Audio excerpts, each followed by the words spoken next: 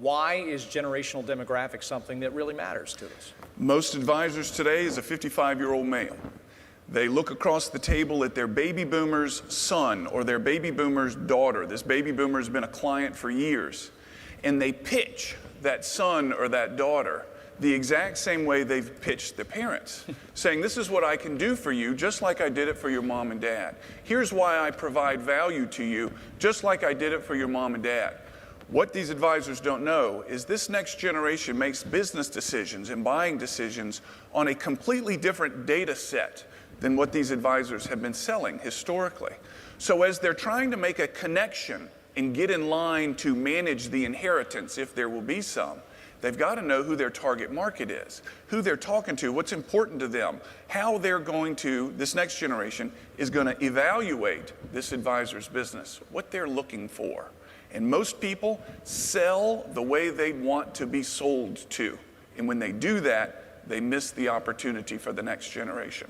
It's a very interesting subject, and one I think we'd all like to hear a little more about. Yeah, Cam, I would like to invite you to step over to our satellite stage and go in depth, if you would. Correct. I will do so. Thank Mr. you. Cam, let's get into these next generations and see what these best practices may be. For the matures and the baby boomers, and I'll show you their ages in a moment, but this is roughly everybody born 1965 and earlier. The value systems, the way they determine whether you're bringing them value or not, are based on the following: your history, your name recognition, your tenure in the marketplace, and your historical and perceived quality. The best way to describe this is your story. Each one of you has a story. And if you're a baby boomer or older, you go in front of your clients typically and begin telling them how long you've been doing it, how long you've been around, how long you've been in the industry, the business, this community, etc. Furthermore, you pitch mutual funds hypothetically and talk about the brand of the organization and how important this fund company is and how long they've been around, etc. Everything that you've done up until this moment in time, your history until this moment, in your opinion, typically gives you the credibility to ask for the business. I've been around, I've paid my dues, I have history, I have longevity, I'm an expert, therefore I deserve the right to have your business, or to continue with your business, or to take a shot at Junior's business. Only they're 25 or 30 years old, you sell them the same thing.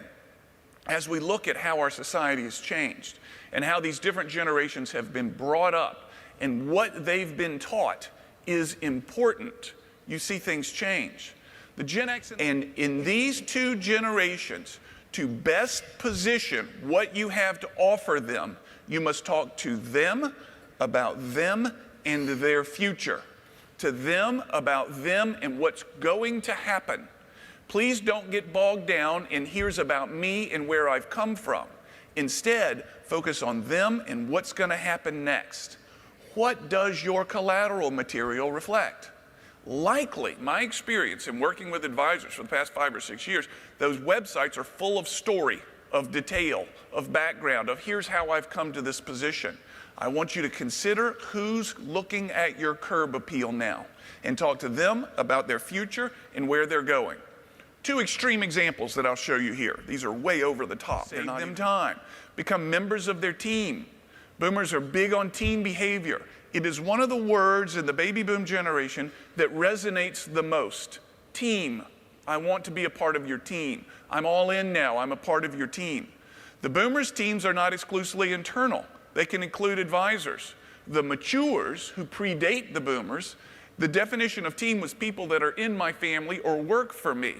The boomers changed the definition. I have problems. Help me solve them. Regardless of who you are, if you're helping me solve them, you're my teammate. So articulate yourself as a member of their team. And this is a very uncharacteristic thing for a Generation Xer to say. However, my Xers, I want you to sell yourself to your baby boomer clients as their teammate. My goal is to become a member of your family's team. Not a member of your family, but your family's team. Working with you makes difficult decisions and tasks easy. I'm going to simplify. I'm going to break it down so that you can easily understand the opportunities and the implications of these decisions. I'm going to save you time. I'm going to make it easy. So you pull this stuff out of your content to deliver to the baby boomer in the moment. And they lean forward and they say, tell me more. I understand this stuff is very important to me. However, it seems very complex. Tell me more. You've promised to save me time. You really want to become a member of the team and you're going to make it easy? Tell me more. Now, my Generation Xers and the millennials, if there are any of you in this room, I want you to be very careful of too much technology. There is a pushback in the baby boom generation, largely in the senior members of the baby boom, to too much technology. We've lost what it means to be human. It's important that I see you and look in your eyes and shake your hand. My Generation X, they will probably prefer email updates. This is a frustration of the baby boomers. I try to take my clients to lunch, take them to dinner once a year. I take them to golf. We have socializing events. We schedule these events to get people in and to thank them for their business, and my Xers never come. No, they generally won't. Don't be frustrated by it. Keep asking, but don't let their lack of attendance bear any recognition to whether you're serving them or not. They are a loner, nomad, independent-oriented group. They were raised as the latchkey kids, and they simply don't engage the same way the baby boomers do. They exist on the peripheries out there. And you'll say to them, hey, it's time for our semi-annual meeting. And they'll say, is it something we can do over email or have a simple phone call? No, I really need to get together with you and look at you and hear how you're doing and all that kind of stuff. And the Xer says, you know, I have all the friends I need. So I'm not sure we really need to do that because it sounds like you're becoming my friend and I don't need any more friends. So if you could just send me the highlights or something like that. You find that the Xers live in the peripheries. Next, they will likely let your calls go to voicemail and then check the message to see how important it is and how quickly they need to call you back. Any of my Generation Xers in this room recognize that behavior? There they are. You say, gosh, that Generation Xer, they're never at their desk. They're at their desk. There's no question that they're at their desk. Gosh, aren't they supposed to live with their cell phones by their side? I call their cell phone. They never answer the cell phone. They are living with the cell phone by their side. In fact, they see your name on the screen while the phone is ringing. And they say, I don't want to talk to her. Let's see what it's about. And you leave the message, and they check that message, and then they'll email you back. Here's the information you need. And to the baby boomer, this type of behavior is absolutely mind-numbing. You don't understand it. It's the Xer communication. Let's turn the table. My Generation Xers, if you are treating the baby boomers the same way, saying they'd probably prefer an email to a phone call, you're wrong.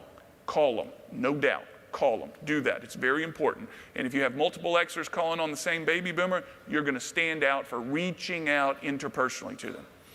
Texting for the Xers is okay if the content is either one, a request, or two, information. They're not a chatty texter. The social technologies, you must have some presence there, a relevant presence. It's your curb appeal. It's their yellow pages, is the social tech world. Cam, my baby boomer clients aren't on Facebook. That's fine. But their millennial children may be. That's important. Parents, don't forget about their parents. They're friendly with their children. They may want to get involved with you in some way. Here's a tool that I want you to take a look at. I want you to think about this. And incidentally, these slides are going to be made available to you. Don't worry about any of that. These are coming to you. This is a lifeline. This is a hypothetical lifeline for one of your millennial clients.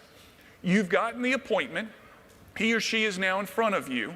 And I want you to draw this out for them in a way that they can see and participate in. Across the table from you at a small table at the restaurant or something like that.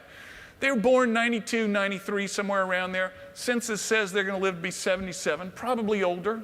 People of affluence tend to live to be older, but that's what the census says they're going to do. So you put some of the demarcation points. 38 will roughly be half of your life, and some of the different demarcation points. And then you begin to build a normal life. This is where you'll go to high school. This is where you'll go to college. This is where you're going to work, probably somewhere around in there. Notice that gap? That's when they're in your house, all right? That's when they're in your basement. This is where you're going to work. This is what your life is going to be like. And this is what's normal for people. And you sell. I'm getting in the way of myself. You'll have your first career type job around here. You'll buy your first home around here if you're normal. This is what's going to happen. You'll have children around here if you're normal. This is what's going to happen. You'll start having children around here. And this is your career development part of life. And you layer this stuff in a way that's very clean and easy for them to understand. And then you say, here's how we help our clients in these different chapters of their lives. In your first career type job, we'll advise you on how to distribute your 401k. Send us the options. Let us help you there. We help our parents, our clients, children, happy to do something like this. So here's how we help you. And you begin to mark this thing with the different chapters in their life of how you will help them. It's future focused. It's future focused. And they'll say, oh, I get it. I see what you do. So you'll buy your first home, you'll have your children, etc. And you begin to mark these things on the chart above the line of where you provide value for clients like their parents, and even if you can, you put where their parents are in their chapter as well. And this is the tool you give them. Now you understand what I do. Now you understand how we've helped your parents, and they've done a wonderful job. This is what we can do for you too whenever you're ready. Eager to take the phone call, text me if you want to, and we'll meet. I'll ask you a bunch of questions about yourself, and I'll give you some advice that you're free to take or not take. I want to know about you and your goals and your future. That's the way we help. Not, I've been in this business since '02 and I know exactly what you need. It won't sell that group. So, we've talked about the